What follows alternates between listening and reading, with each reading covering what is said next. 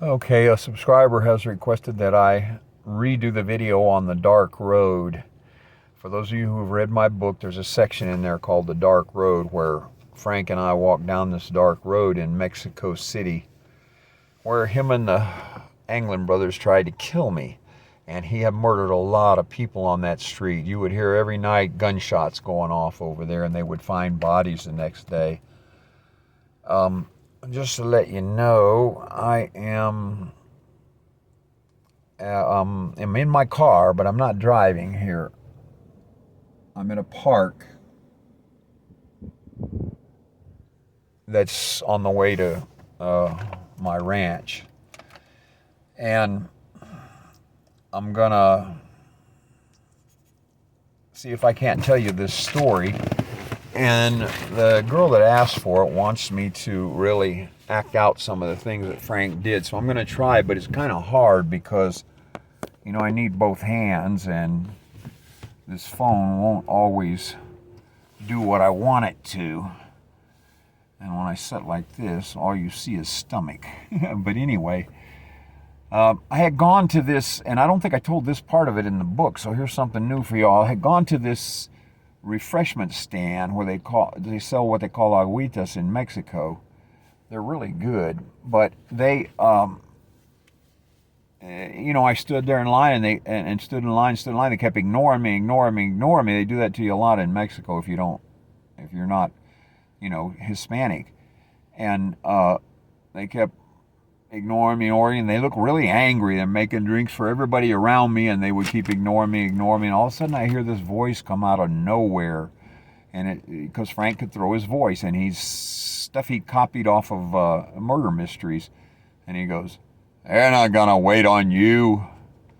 And I go like this, and he goes, "They're not gonna give you anything." And I'm like, I couldn't see him, so I'm like, well, I'm just gonna answer, So I said, "Why not?"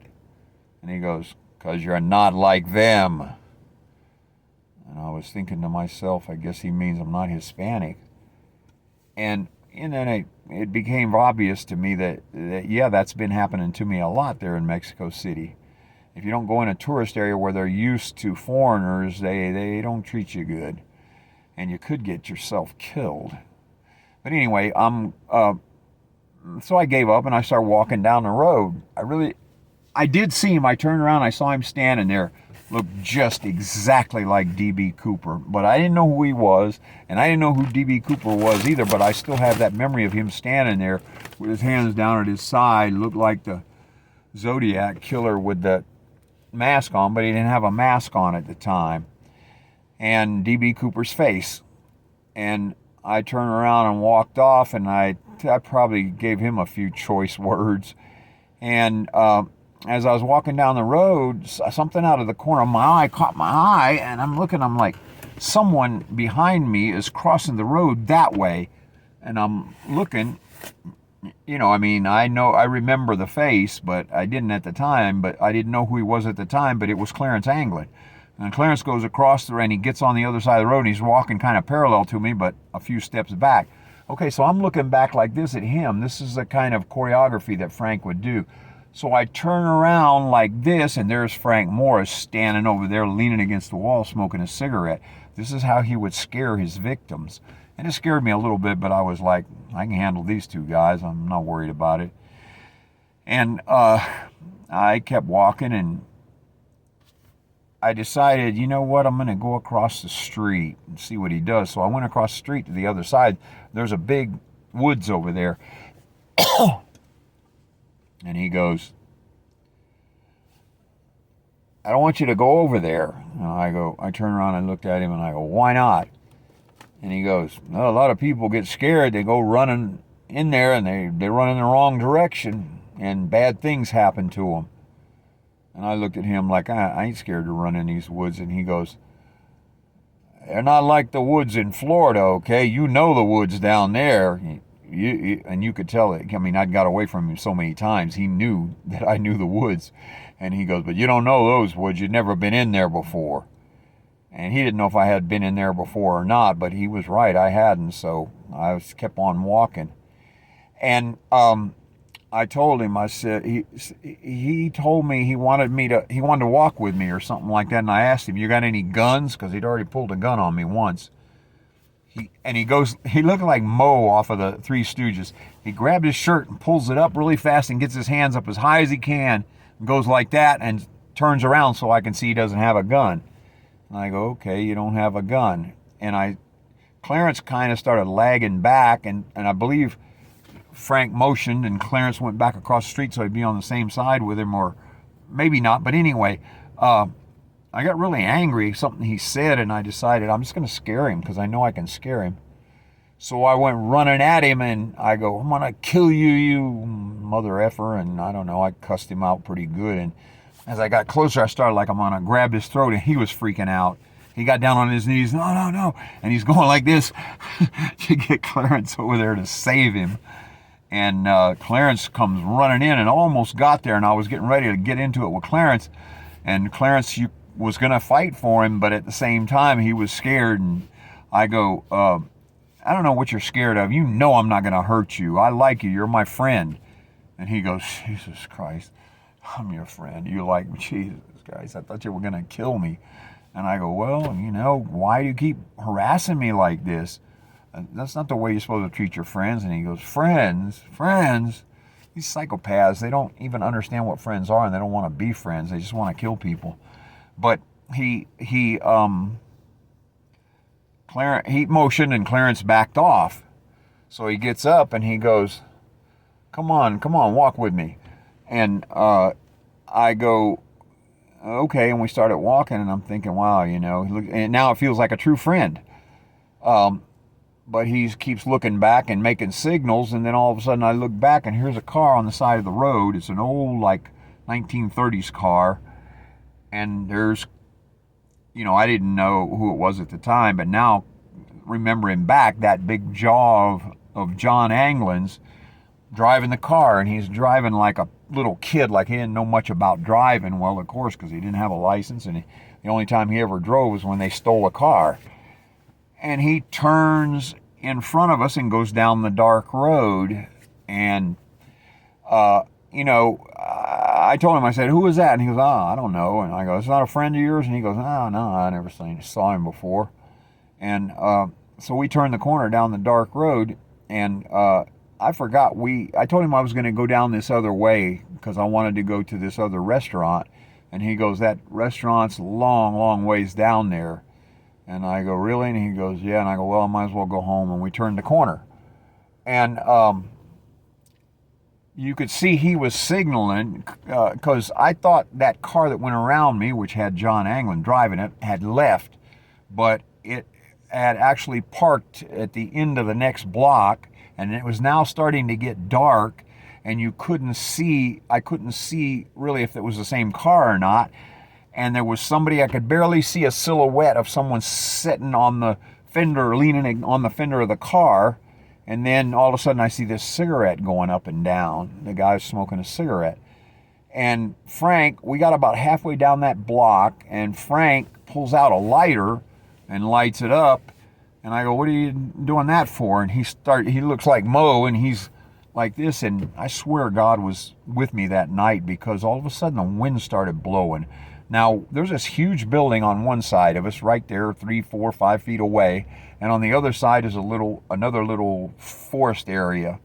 And this wind just came right down in between the two and blew the flame from his lighter down and burned his hand. And he threw it up, and he looked like Moe. Oh, he dropped the lighter, and he bends over to get it, and he's looking at me like he was afraid I was going to kick him in the head or something. And I'm like, what's the matter with you? And he goes, oh, well, I tell you the truth, I'm scared of the dark. And I go, man, you ain't got to be scared of nothing. I'm here with you. Come on, let's go. And then I look down there, and I see this cigarette. This was John Anglin, which I didn't know that at the time, but this guy down there, and this cigarette's going up and down like this. He's smoking it, and you can see the red butt in the night. By now, it's dark enough that I can barely see his silhouette. Up and down, and the more we walked, the faster that cigarette went up and down. And he kept trying to light that lighter and kept burning himself. And And I think he finally put the lighter in his pocket, but you could tell he didn't want to walk down there in the dark. But the lighter was supposed to be signals too, and he couldn't send the signals that he wanted to send. So I looked down there and I saw this guy in the dark sitting on a car, and I'm thinking the guy could have a gun because I can't really see him. And I look behind me, and there's Clarence standing at the end of the road, and I'm going, he could have a gun too. But you know what? The way the lighting was, I could see him pretty good. So I just turned around and I told Frank, I said, come on, Frank, let's run. And because it's getting late, it's getting dark, let's run. And Frank goes, I ain't running nowhere. And I go, why not, man? You don't want to, you said we're friends, let's go run together. I ain't gonna run. And I go, okay, well, I'm gonna run. And you know what? I'm going the other way. And I turned around 180 degrees and I took off running right down the edge of this building on a sidewalk towards Clarence Anglin. And I started running as fast as I could run. And I swear I may have been flying, because according to them, there's times I ran from them and they say I actually flew. But anyway, I just kept trying to run faster and faster and faster, and I wasn't getting tired. And Clarence looking at me like, and Frank, I looked back and Frank is signaling for him, take him down, take him down. And I wasn't saying it, but he's signaling. And I looked at Clarence and I told him, I can't remember exactly how I said it. I have to think about this for a while, but I remember telling him to get out of my way. Yeah, and I use the F word quite a bit. Get out of my way or I'm going to kill you. And when he heard that kill you, it stopped him just long enough that I got past him, turned the corner, and kept going. I ran all the way around the other side, and I got to my house, which was in that same block, but around the other end, right in front of where John was sitting on the fender of that car. And as soon as I got to my house, they both, John and Frank came walking around the corner towards my house, the place where I was staying. And you could see this intense look on Frank's face, walking like that and breathing heavy and just anger in his eyes. And John was kind of like, no big deal. And they got to me, and Frank goes, what are you doing? And I go, I'm going home.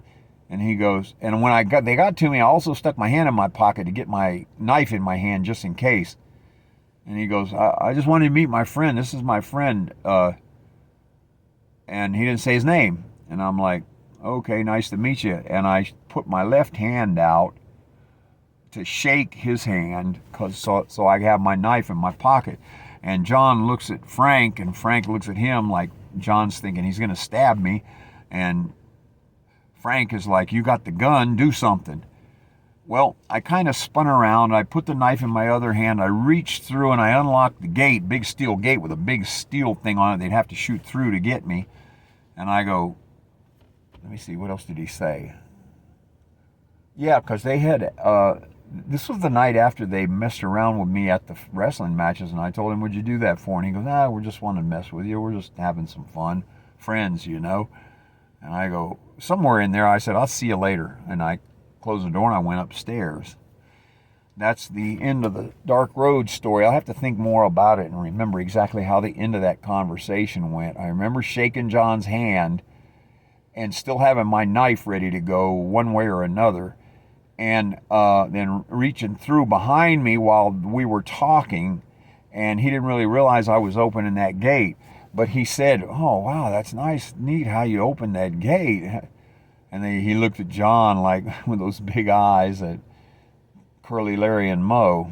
Well, the next day, cars started disappearing from that, cars and people started disappearing from that garage, because you had to go through the garage, the parking area, to go upstairs into the townhouse where I was staying at. And that's the story of the Dark Road. I hope it hits the right way. These are true stories, okay? I actually lived through this. I survived many attacks from the Zodiac killer. And it was Frank Morse and the Anglin brothers. I don't know what else to tell you.